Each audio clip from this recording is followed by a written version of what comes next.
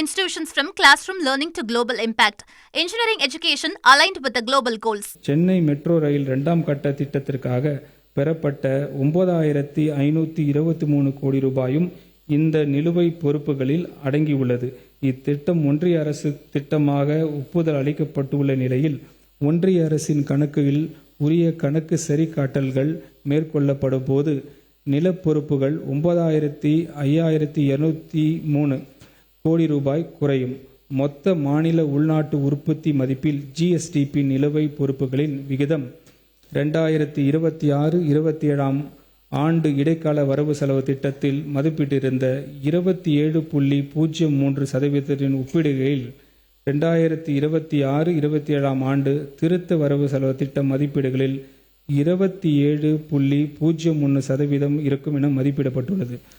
மாண்புமிகு பேரவைத் தலைவர் அவர்களே, வரி வசூலில் ஏற்படும் கசிவுகள் அடைத்து வசூல் திறனை மேம்படுத்தி வருவாய் பெருக்க நடவடிக்கைகள் மேற்கொள்வதன் மூலம் மாநிலத்தின் சொந்த வரி வருவாய் வளர்ச்சியை அதிகரிக்க உறுதியான நடவடிக்கைகள் இந்த அரசு எடுக்கும். மாநிலத்துக்கு ஒன்றிய அரசிடமிருந்து பெற வேண்டிய உதவி மானியத்தை உரிய அளவில் பெற நமது அரசு முயற்சி செய்யும்.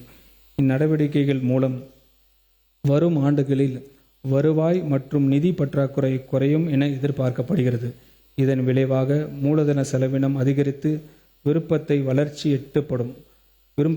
வளர்ச்சி எட்டப்படும். தனது நிதி ஆரோக்கியத்தை மீட்டெடுத்த தேவையான பொருளாதார வலிமையும் ஆழமான நிறுவன கட்டமைப்பையும் மனித வளத்தையும் தமிழ்நாடு பெற்றுள்ளது. நிதி சிக்கலை துல்லியமாக புரிந்து கொண்டு செயல்படும் இந்த அரசு முறையான வருவாய் திரட்டல், நேர்த்தியான செலவினை மேலாண்மை, தூய்மையான ஊழலற்ற நல்லாட்சி ஆகியவற்றின் மூலம் அவற்றை தீர்க்க உறுதி பூண்டுள்ளது.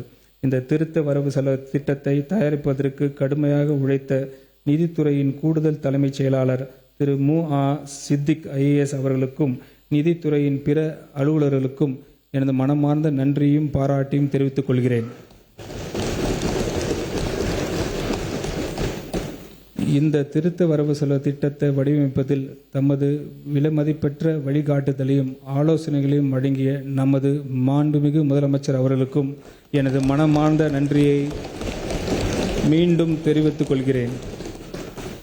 மாண்புமிகு பேரவைத் தலைவர் அவர்களே, 2026 ஆண்டுக்கான திருத்த வரவு செலவு திட்டத்திற்கு இந்த அவையின் அப்ரூவலை பெற்றுத்தருமாறு தங்களை நான் கேட்டுக்கொள்கிறேன். வாழ்க தமிழ், வெல்க தமிழ்நாடு.